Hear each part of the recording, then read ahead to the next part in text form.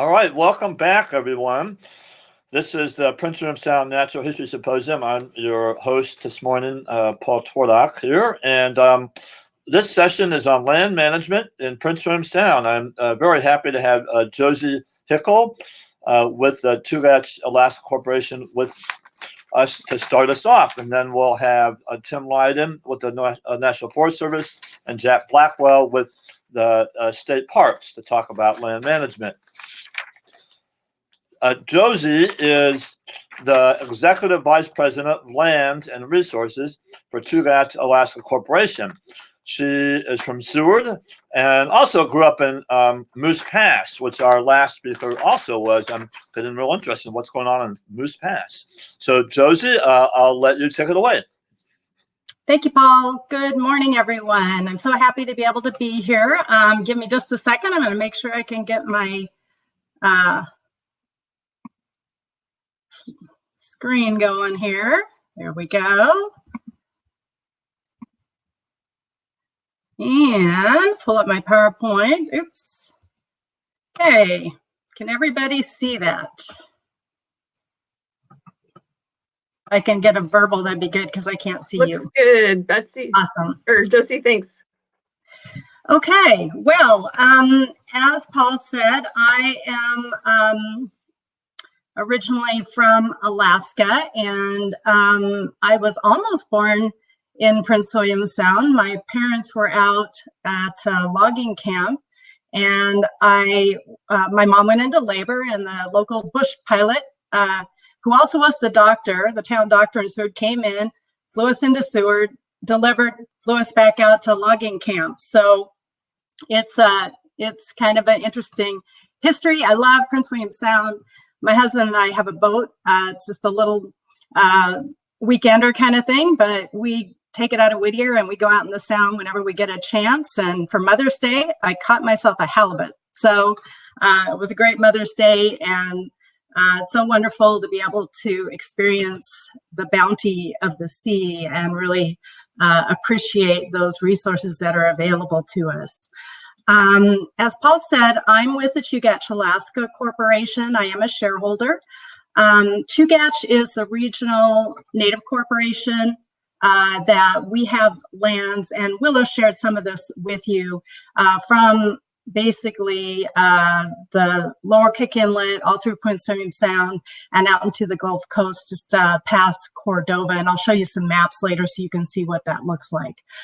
We currently have about 2,600 shareholders, and we have a rich history in Prince William Sound. And you heard, I think Willow mentioned something about in Chugach, they said that they've the Native people have been there 10,000 years. I don't know the exact number of years, but it's a long time. And back in the 1700s, the Russians came in and started to settle there too. And so there's a very rich Russian influence at Chugach as well. A remarkable thing that happened in our history, of course, is the Alaska Native Claims Settlement Act. So originally Chugach had a tribe, a village in Valdez, and we had lands, traditional lands around the area where they were wanting to build the pipeline and the terminal for the Alaska, Trans-Alaska pipeline to get the oil from the North Slope to market. And so we were one of those Native corporations that were in dispute over our lands and our land rights. And that is what led to the Alaska Native Claims Settlement Act in 1971. And so we are one of 12 regional Alaska Native corporations.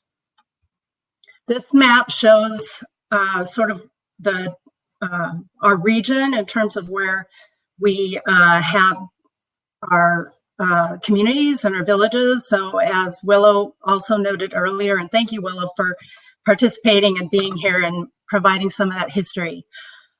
We have the villages of Port Graham and Namwalik, Chugach and Tutitlik, and then Eek, which is in Cordova, Seward, Valdez, and Whittier. And you can see we have lands all the way out to Icy Bay area. I'll share some other land photos in a little bit so you can see a little bit more closely. Our mission is profitability, celebration of our heritage, and ownership of our lands.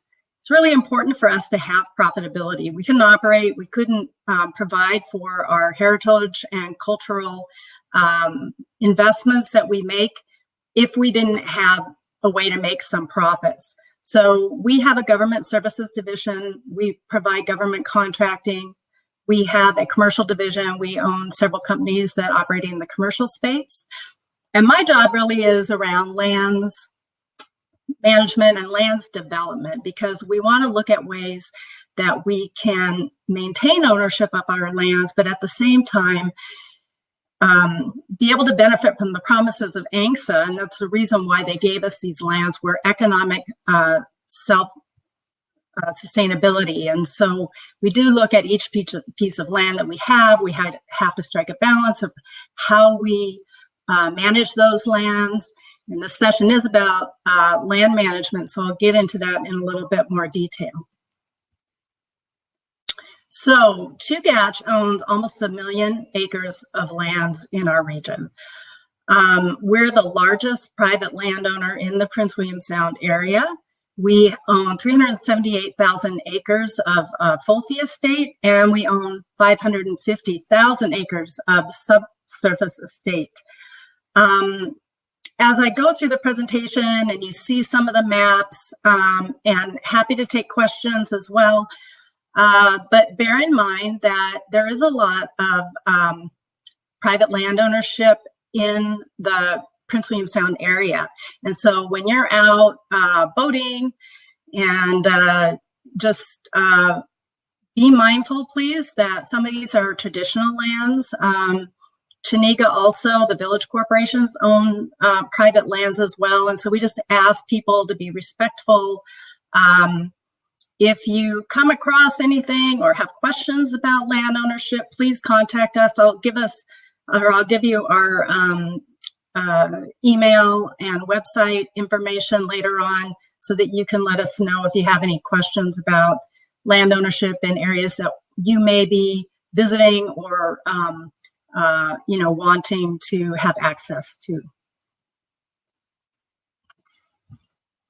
This is a map that shows our land ownership in the Prince William Sound area. So as far as the color scheme, the bright green color, that is all full fee estate. So that's where we own both the surface and the subsurface.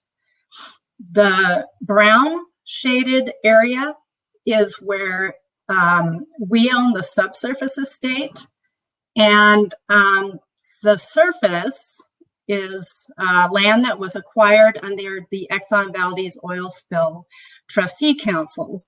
So a little bit of history on that. Once the oil spill happened, there was a settlement fund, and the funds went into this EVOS trustee council, and the council began using some of those funds. And one of the things that they did, and they used quite a bit of the money that they had for, was to purchase surface estate, and they purchased it from the village corporations.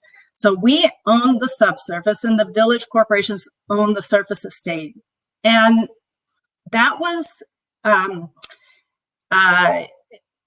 done with the village corporations. And so the intention there was they were trying to preserve the habitat, and the village corporations needed the money, and they sold the surface estate. The problem with that is that Chugach still owned the subsurface estate, and so we call these split estate lands. Really, the best scenario is when the village corporation owns the surface, the regional corporation owns the subsurface, and then we work together on land management. But what this has created is a situation where after EVOS bought the property, they turned it over to either the Forest Service or the Park Service. And so now we have this split estate where we own the subsurface, Forest Service or Park Service own the surface estate, and we have to work together. And our interests aren't always in alignment, and it's been a bit of a challenge. And so I'm going to talk a little bit more about that later. The blue is where the Village Corporation owns the surface estate, and we own the subsurface. This map shows the Lower Kenai Peninsula area. This is, again, these are the lands that we have. So you'll see the bright green up there is over by Neliwan. There's a lot of green over in the area of Night Island, Montague, and then the brown again is the Evos surface estate, and then the blue is the Village Corporation owns the surface. And then finally, this is our lands out in the Gulf Coast area. So you can see here where we own lands near Cordova. That green piece of land that's large right in the middle there, that's up in the Bering River Glacier area, and we refer to it as Carbon Mountain. But it was a very historic site where coal was discovered back in the early 1800s, called the Bering River Coal Field. And so keep that in mind, because I'm going to talk about that a little bit later. But you'll see where we have lands up above that kind of go in towards that road there is coming out of Valdez. That's the Thompson Pass area. So you can see we own quite a bit of land in that area. And then again, down towards the bottom is over in that Icy Bay area. But that gives you an idea of our land ownership. And again, these slides will be posted, so if you want to go back and look at it anytime, feel free to do so.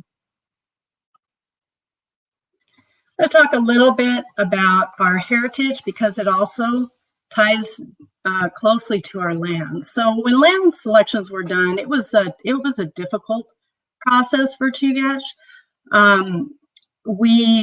Originally, the lands that we were given were not really the lands that we had wanted. And in the region, as you can imagine, there's a lot of mountaintops and glaciers. And when you're being given lands for the purpose of economic sustainability, mountaintops and glaciers don't really do you a lot of good. So we ended up in 1981 having to go through a process. It's called the Chugach Natives, Inc. Land Settlement Agreement, where we were able to get some settlement around some of the lands. And still not ideal, but it really helped us a lot. But our heritage lands are what are really important to us. Those are the areas where we know there have been villages, cultural heritage sites. There's a lot of archaeology. If you go out there, you can see some of the areas where there was there were people there. People inhabited the area. There are grave sites. That gentleman in the middle who's pointing up, his name is John Johnson. He's our VP of Cultural Resources, and he's amazing. He's really done a great job of spending time out in the Sound and looking at the archaeology, identifying sites that were our traditional lands. And he has, we now have 93 different, what they call 14H1 sites, but they're basically heritage and cultural sites that are registered that we own. And it's over 1,670 acres. These lands are managed differently than our other ANCSA land entitlements. These are lands where we really want to honor our heritage, our history. We want to protect them. One of the biggest challenges we have with these sites is trespassing. During the Exxon, we have only 5 minutes left. Just giving you a heads up. Sorry. Okay. Thank you for the warning. So, so trespass is a concern, and we've had some issues with that. What I would ask for those of you that get out into the Sound, if you ever come across something that a grave site or any kind of markings, there's markings on trees, and just let us know, and we can make sure that that's not a site that is something new, but please be respectful and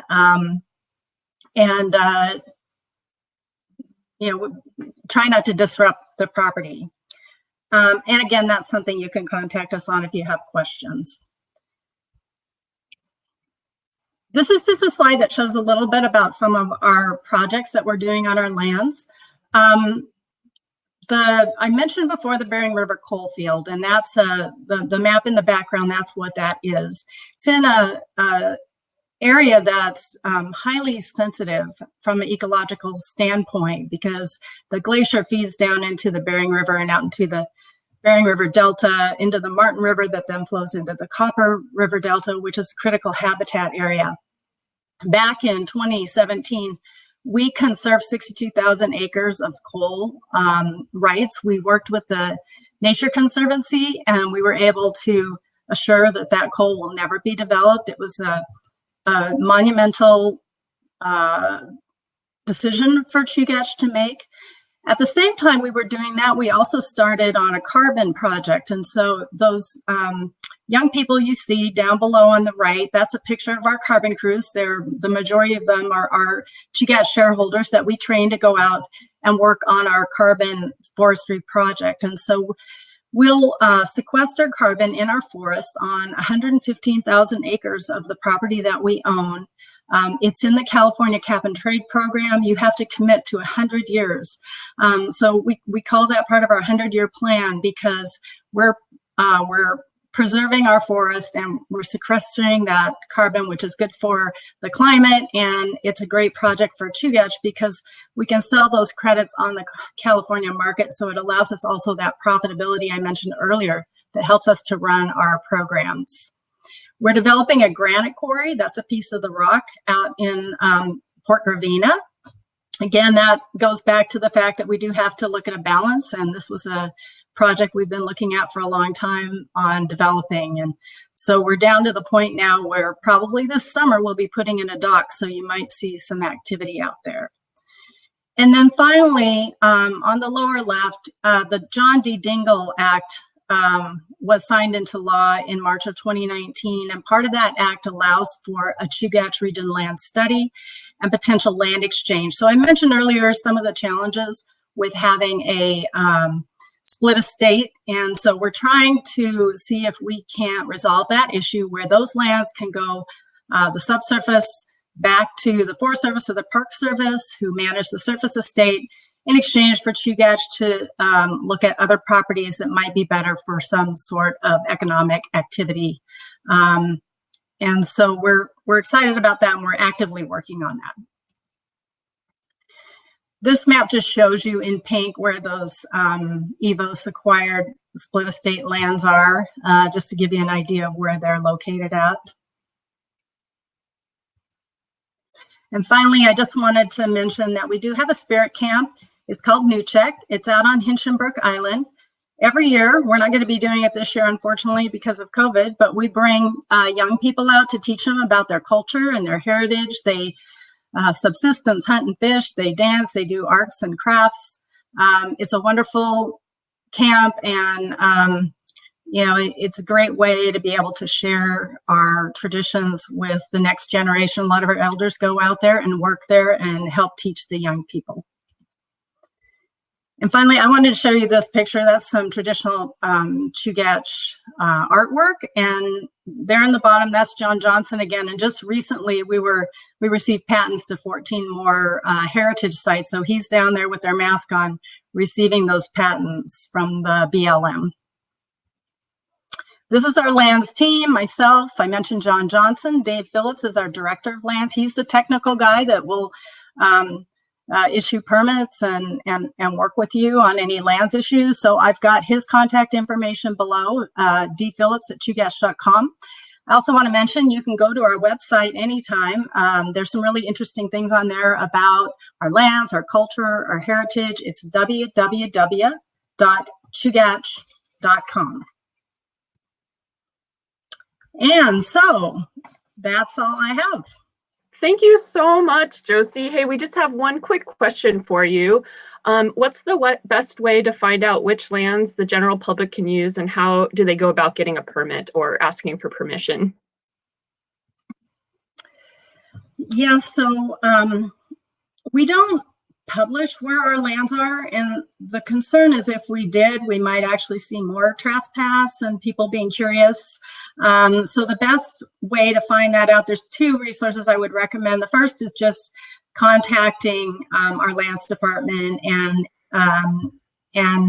asking them, and they will give you information. The second one, there's a Prince William Sound boating guide, and I'm sorry, I should have snapped a picture of it, but if you look in there, it's got all the different anchorages and harbors and bays, and it will tell you if there's land ownership issues in that area. Great, thanks, Josie. I really appreciate that your talk, and it's always again a great reminder to folks that people have been living and thriving and out in Prince William Sound for thousands and thousands of years, and we need to respect that heritage. So I really appreciate you informing us on some of that and how we go about doing that, respecting that. Thank you. Thank you for inviting me to participate today. I appreciate it. You're welcome. Next up with land management session is Jack Blackwell with Alaska State Parks, Kenai and Prince William Sound region. Jack has had the pleasure of managing state parks in coastal Alaska for over 30 years. He started working with Alaska State Parks in 1985 as a trails and cabin crew member in Juneau. He spent 11 years in Sitka as a state park ranger. In 2005, he began managing the state parks in Prince William Sound and Resurrection Bay. For the last 7 years, he served as the superintendent for the Kenai and Prince William Sound region. Quite the job. I would say I've worked with Jack for a lot of years, and it's always been quite the pleasure. He's always been super helpful, and we will look forward to Jack's presentation. When he's done, then we'll have Tim Lydon with the National Forest Service talk about National Forest lands. So next up, we'll have Tim, or I'm sorry, Jack, in a minute.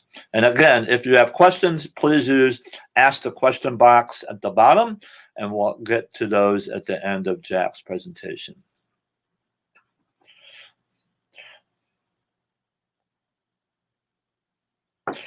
Okay, I think I'm supposed to share Jack.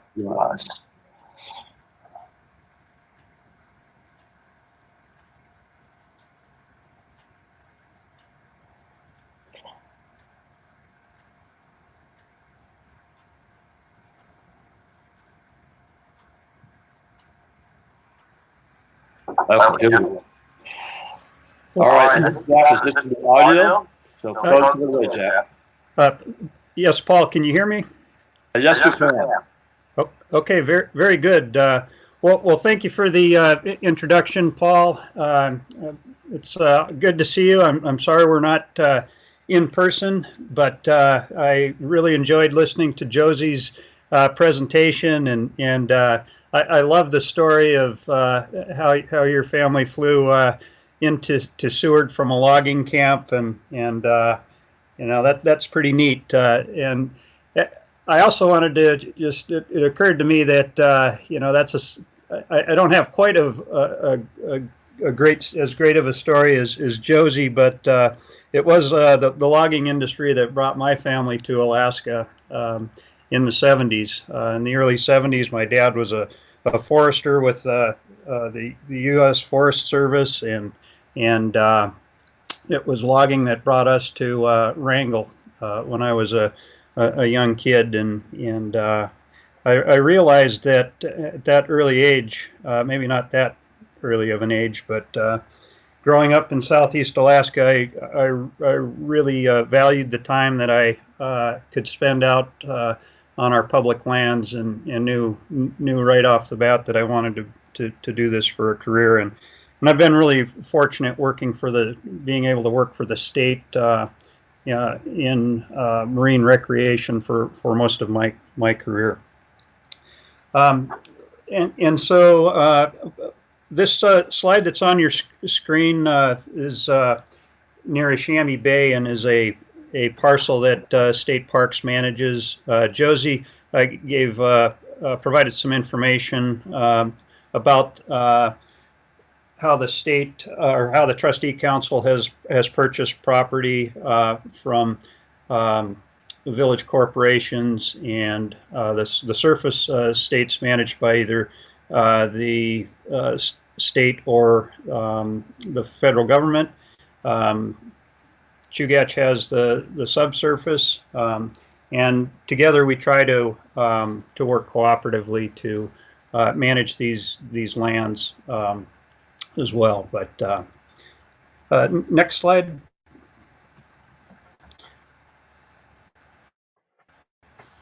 I wanted to start off with a couple pictures just to kind of get you in the frame of mind for some of the sites that State Parks manages in Prince William Sound. Shoot Bay State Marine Park near Valdez. I felt it was important to throw in at least a slide or two of more typical weather. So the cloudy, rainy, drizzly weather is pretty characteristic of what we experience in Prince William Sound. Next.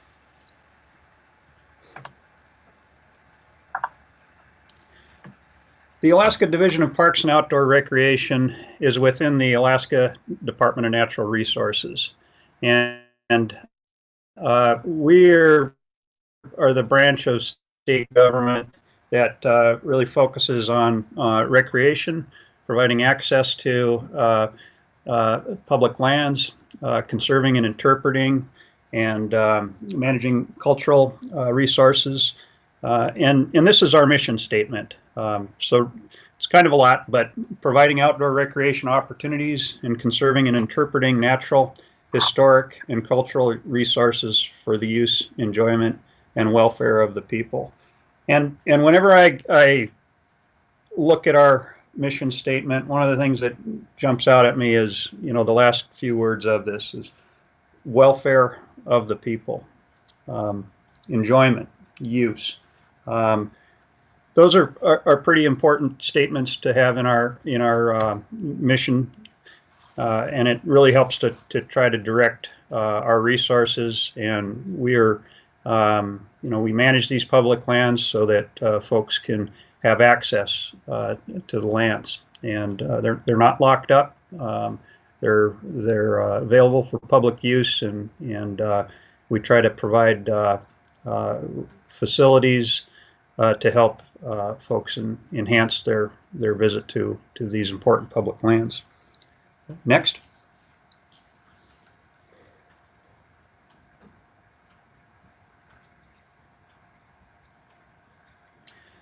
"2020 is an important year for Alaska State Parks. It's our 50th anniversary. And so in 1970, the Alaska Division of Parks was established within DNR. And keep in mind, that was 11 years after statehood. So early in in the history of our state, the people recognized that it was important to have special purpose lands set aside for recreation and use and protection. I believe you'll hear more about our 50th anniversary this afternoon. Wendy Sailors with State Parks will be talking, and she's has some information to share on this.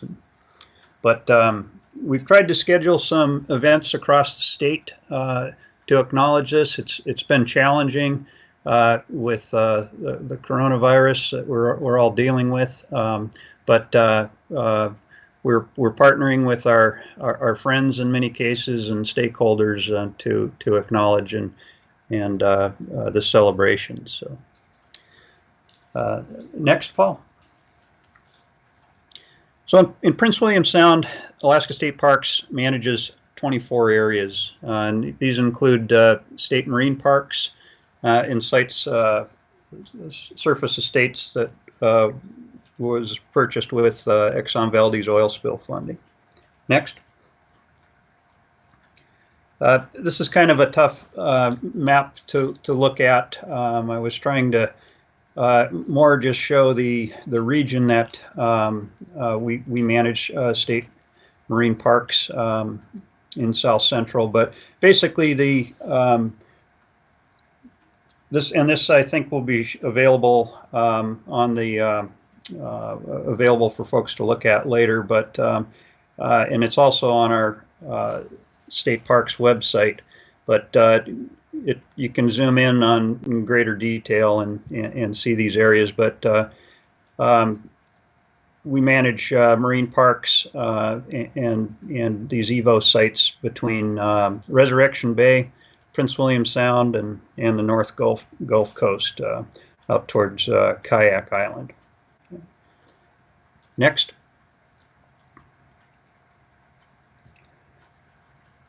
In 1958, the Alaska Statehood Act allowed our new state, our soon-to-be new state, to select up to 400,000 acres of national forest lands. And with the cooperation of local communities and stakeholders, a series of regionally important recreation sites were selected. And in 1983, the state legislature created our first state parks in the state, and there's been additional legislation since then, and so now we have a total of 35 state marine parks in Prince William Sound, Southeast Alaska, and Resurrection Bay. Next. One thing I think it's important to recognize is that these marine parks that the state has designated are important recreation areas for local residents and visitors. One thing that's not well known is that Alaska's state marine park system also links with other marine parks in British Columbia and Washington state. And collectively, these protected marine waters and lands form an international network of public lands and waters along the west coast of North America. And I believe it was 1979, there was an article in Alaska Magazine that was written by Neil Johansson, who was chief of planning at the time for state parks. But Neil went on to become the state park director, and for 11 years Neil was guided our division. And in 1979, Neil wrote a great article that was featured in Alaska Magazine about this concept of the marine park system. So it's a great resource if you can find it. It's an interesting read. Next. Just some other pieces of our history here I'd like to touch on. In 1989, many of you may remember that was a very tragic event occurred when the Exxon Valdez oil spill.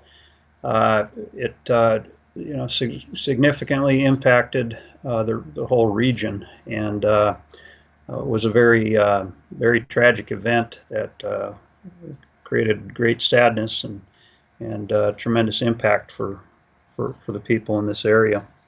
But one of the positive things to come out of it was that some of the settlement funds were used to develop recreation infrastructure.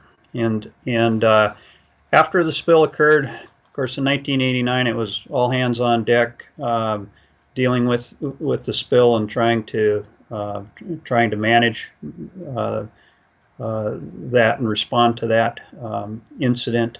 But afterwards, the state recognized that there would be funding available for recreation, and so in 1995, the state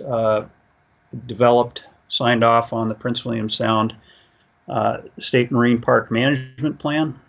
This management plan is still provides us with guidance on how we should manage our marine parks in this area. But one of the things the management plan also recommended, certain facilities be developed, allowed for the development of developed campsites and cabins and trails. And the State Marine Recreation Project was funded with EVOS funding and developed in Prince William Sound. It developed, funded the construction of 28 designated tent platforms, campsites, trails, and 4 public use cabins. The funding also allowed for the purchase of boats and other equipment, and also provided the opportunity for us to pursue other important habitat lands that have been added to the marine park system. So. Hey, Jack, we've got about 5 minutes left. Oh, okay, real good. Next slide, please. Just wanted to mention that in the late 2000s, there was a planning effort to explore the concept of designating a marine trail in the Sound. This planning effort looked at a designated water route from Whittier to Valdez to Cordova, with the side spur down to Chuniga, and also connected to Titlic. The result of this planning effort recommended the designation of a water route between Whittier and Valdez with a side spur to Chuniga. And that highlighted existing recreation facilities and recommended developing additional plans that are additional sites that were in the 95 management plan. It's a concept that's out there. Just wanted folks to know about it.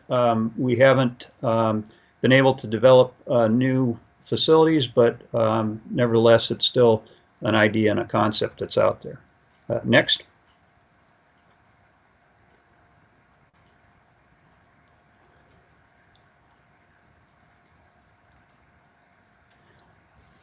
In 2006, the university also, the University of Alaska Cooperative Extension Service surveyed park users in Prince William Sound and Resurrection Bay, and found that visitors spent about $12.2 million annually to visit these state parks, and that works out to about $150 per person per day. So I think that shows, I suspect that's probably a little on the lower side when you look at it, but it shows the importance of and value of our public lands in this area.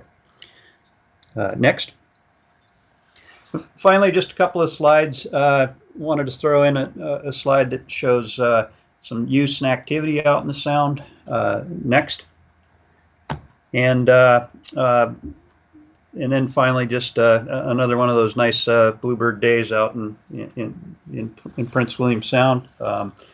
That pretty much covers everything that I had wanted to go over here this morning. And Paul, I appreciate your time here today, and that's all I have. Thanks, Jack. We had one question: does the trail somehow connect down to Washington? No, it does not. And the Prince William Sound Marine Trail is just focused within the Sound between Whittier and Valdez, with a side spur to Chuniga. The state marine parks in South Central Alaska and Southeast Alaska are part of that international system, and there hasn't been a lot of public publicity or focus on the fact that our state marine parks are part of this international system. But that was the concept back in the late 70s when this idea was was being considered. Great, thanks. It's a great concept. I helped out a little bit of that planning. I know Kachemak Bay has one, so and a lot of different places. Washington has one, Maine has one, and so it's something long term that would be great to develop. Thanks a lot, Jack, for that very interesting, informative talk. Appreciate your time. Next up, we have Tim Lydon with the Chugach National Forest. And let's see, Tim has been with the U.S. Forest Service for a long time, like 3 years, 3 decades. Probably seems longer than that. And his started his career in the Tongass National Forest and working with the wilderness. And he moved to Chugach National Forest Glacier District in 2011 to lead the wilderness program in the Glacier Ranger District. He's been an outdoor guide, a freelance writer, a book author. I didn't know that about him. And most important, really, he's the big part of the heart and soul of this foundation, and got us all motivated and keeps us inspired and keeps our values where they need to be as a sort of honorary board member and guide to us all. So thanks, Tim, and I'll turn it over to you. Thank you, Paul, and hi, everybody. And my computer's been working great all morning until about 2 minutes ago. I'm getting lots of freezing, so just let me know by text if I'm not coming across. So I'm Tim Lydon with the Chugach National Forest. I work out of our Girdwood office, and my job centers around the wilderness study area in Western Prince William Sound. And I'm going to give you a brief overview of national forest management in the Sound, and I will spend extra time on the wilderness study area since it's such a big part of the Sound and a designation that has a lot of public interest, and also the location of a lot of our recreation and tourism activity. So let me share my screen here.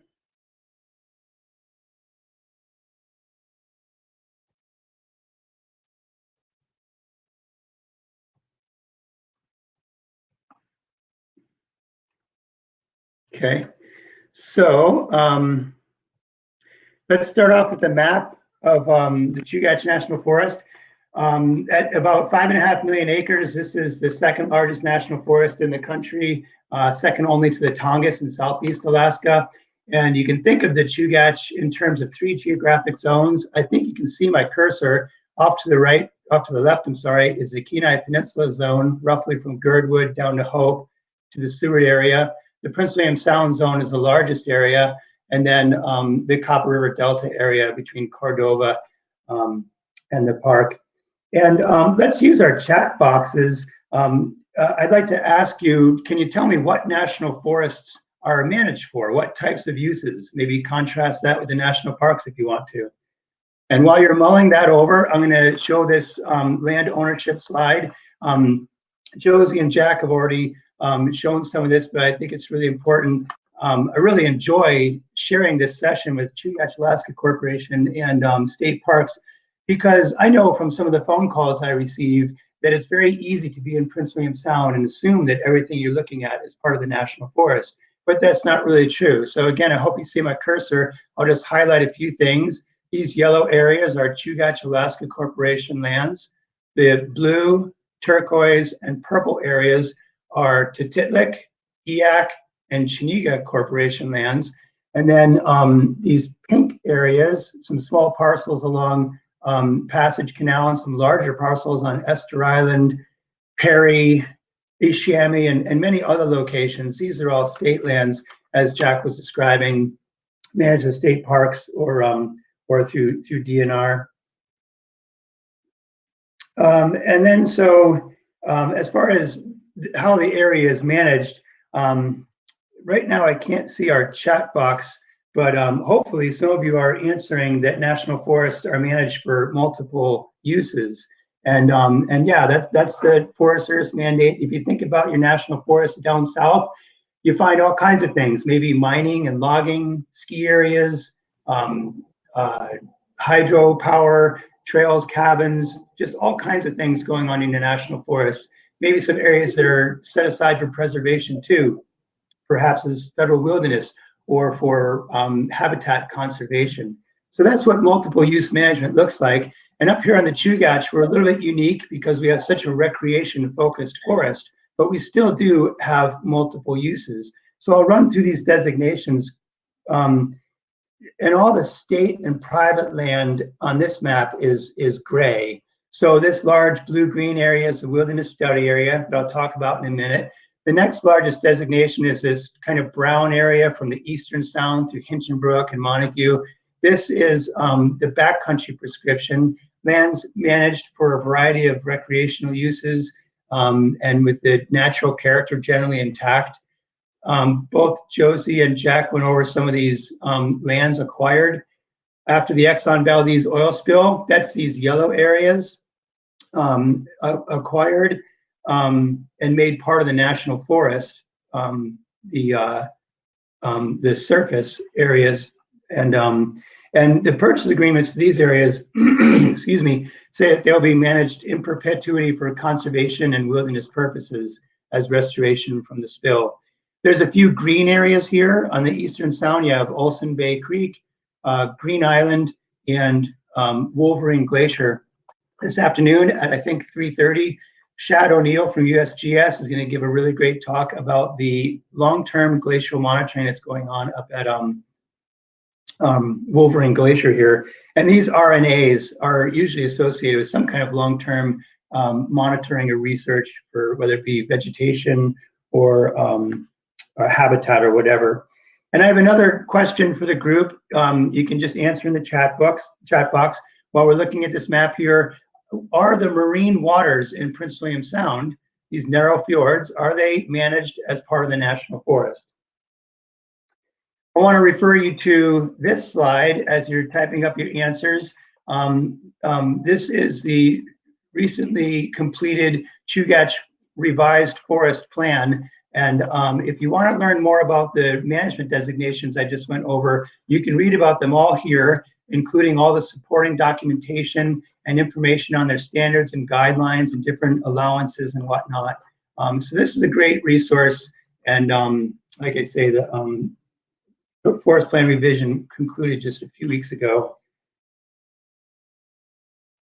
So now I'm going to talk about the wilderness study area. And I'll talk about a few things here, a little bit about its features, this unique designation, and then some of the work we do out there. So the first thing is the wilderness study area is a big place. So again, I hope you see my cursor. It includes Columbia Bay down through Naked Island, Night Island, the Bainbridge area, the ice field, Nelewan, Blackstone, Harriman, College. This whole area here is about 2 million acres. That makes it about 38% of the Chugach National Forest. It also means it's about the size of Yellowstone National Park. And I think a lot of people are answering correctly that that the marine waters are not part of the national forest. So the marine waters are managed by a blend of state and federal agencies. National forest management begins at the high tide line and on up. So if you include the marine waterways as you explore the wilderness study area, this really is a really vast area. Some of the landscape features of the WSA, all of the tidewater glaciers in Prince William Sound are located in the WSA. It includes the northern limit of the temperate rainforest that begins down there in coastal California. It's the northern extent of yellow cedars, if you've been up in the Cedar Bay area. And there's hundreds of lakes and bays and over 1,000 miles of coastline. And as Josie and others have mentioned, there's also some important heritage resources. You can see evidence of old fox farms or mining. There's sites important to Alaska Native folks as well. And associated with all those features, there's a lot of human uses. So people really value the WSA for its subsistence opportunities and sport hunting and fishing. It contributes to commercial fishing. It has a wide array of recreational opportunities, inspirational values, fish and wildlife habitat, and lots of opportunities for research.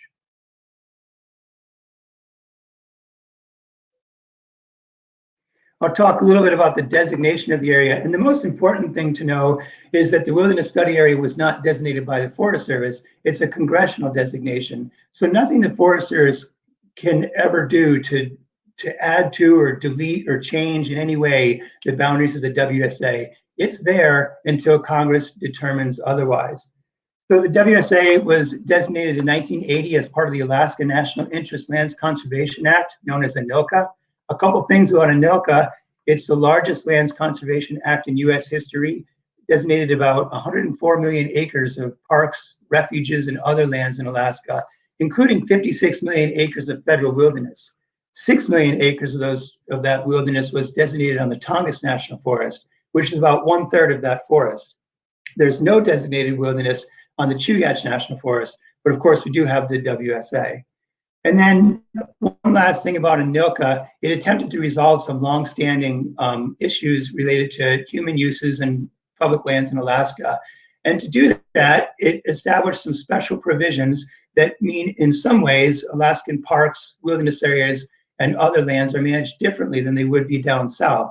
And some examples include special provisions for uses of motorized equipment or transport for subsistence and other traditional activities. Developments might be present in parks or wilderness areas, like a communication site or a hatchery, and hunting in national parks, and things that you just wouldn't see down south were established by ANILCA. When it comes to the Wilderness Study Area, ANILCA didn't say much about how to manage the area. It really just told the Forest Service to study the area for its potential designation as federal wilderness. And of course, only Congress can designate a place as wilderness. So in 1984, the Chugach came up with its first forest plan, and it recommended that most of the WSA be designated as wilderness. And then knowing that Congress might not get to that recommendation right away, the Forest Service had to determine how to manage the area. So it said that it would manage the entire WSA to maintain present existing wilderness character pending further action by Congress, so that the area would remain eligible for the wilderness designation. And pretty much that's been the way the area has been managed for 40 years. Forest Plan was revised in 2002. The recommendation dropped down to 1.4 million acres, but the management direction stayed the same. The 2020 Forest Plan revision maintained the 1.4 million acre recommendation and changed the language about management a little bit. Instead of wilderness character, it's now presently existing character. I won't go into the difference between that language, but I will talk about what is the presently existing character that the Forest Service is going to maintain in that area. Well, since it's being considered for wilderness designation, that area is managed to retain its undeveloped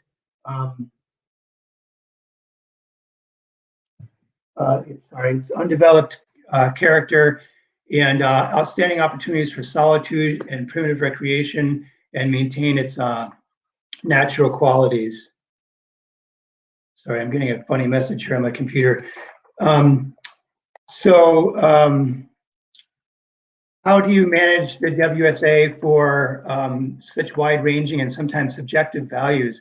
The Forest Service has two tools: a monitoring plan that where the Forest Service will monitor how much development is being allowed on the WSA, or look into visitor trends to assess opportunities for solitude, or of course monitor air quality or invasive species. And then the more action-oriented tool is the stewardship plan, where the Forest Service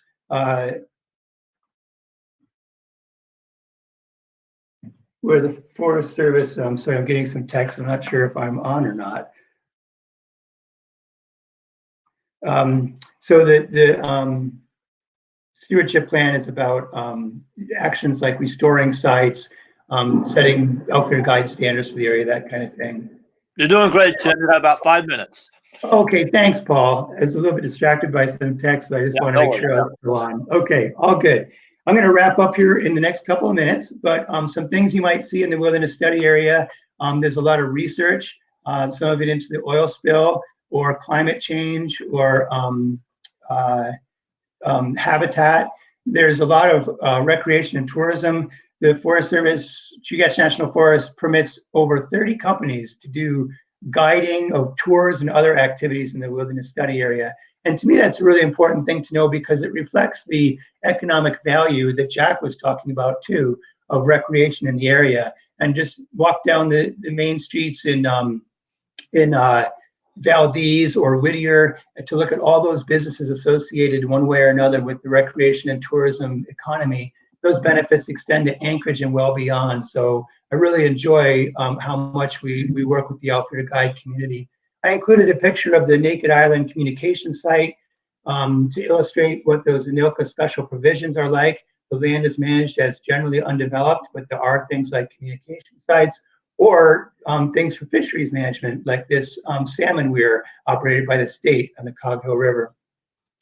Some things we do out there, we work with Alaska Geographic and others to provide education, experiential education for youth, and help them get engaged in stewardship projects in Western Prince William Sound.